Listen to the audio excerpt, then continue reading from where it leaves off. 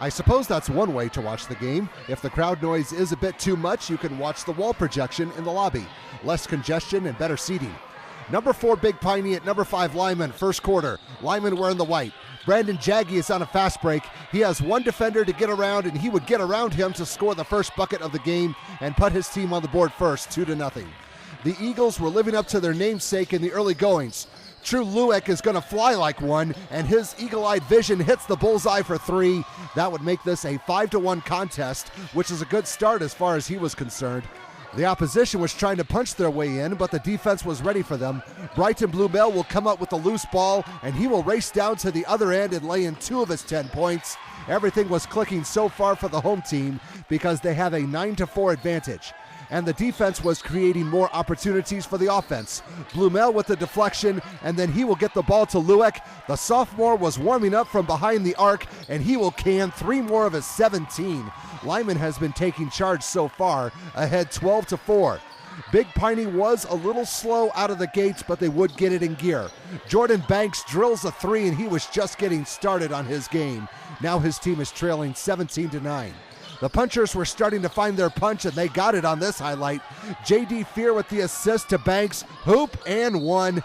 That happened with about 2 seconds to go. His boys were down 17-11 after the first 8 minutes. Second quarter, the visitors were able to recover from their slow start and get back into this game. Here they would work the ball inside to William Schaefer, and he will put in 2 of his 13.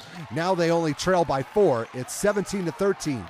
And they would get closer. Schaefer has a defender right in front of his face, so he will just shoot over it. Simple, yet effective.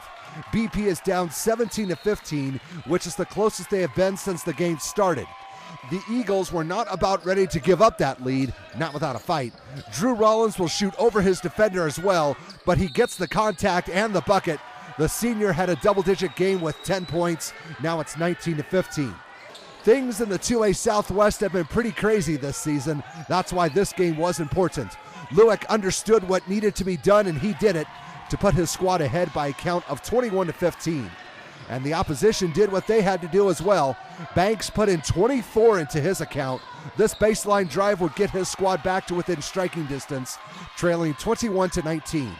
The home team would open up some space, so another comeback bid was in the works. Jack Tanner was wide open in the corner. That was good for his team and bad for the other one.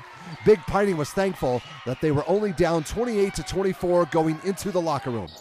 Third quarter, there was more work to be done. Banks did not mind, not with the numbers he produced. This 3 would put the punchers down by 1 point. It's a 28-27 ball game now. Lyman then made a pretty big move to try to seize command of this game, and we had a few technical difficulties, so we did not get all of it, but we got this one. Blumel will score along the baseline to help build a 10-point cushion. It was 43-33 going into the final 8 minutes. Fourth quarter, BP had some work to do, and they were up to the challenge. Banks still has some money, cash. That was big, but his team needs more, trailing 46-40. The Eagles were trying to fly away with a win, but they needed a few more points before that could happen. Lueck will soar through the lane and score 2 more. That would open up some breathing room with the scoreboard reading 48-40. The visitors would counter those 2s with 3s, and it was a good trade. Tanner will take some of that, and he will help himself with this 3 ball in the side pocket. They were not out of this one yet, but they were down 48-43. The home team would stick with their flight pattern. Rollins has a path along the backdoor baseline and the foul.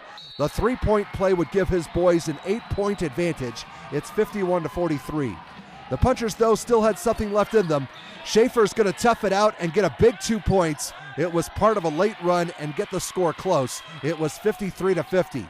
Same score, 1 second to go, and one last chance. They give it to Banks for the tie, and he did not miss by much. He had the aim just a little too much on the throw. Lyman would win a close one and would pick up an important conference W, 53-50.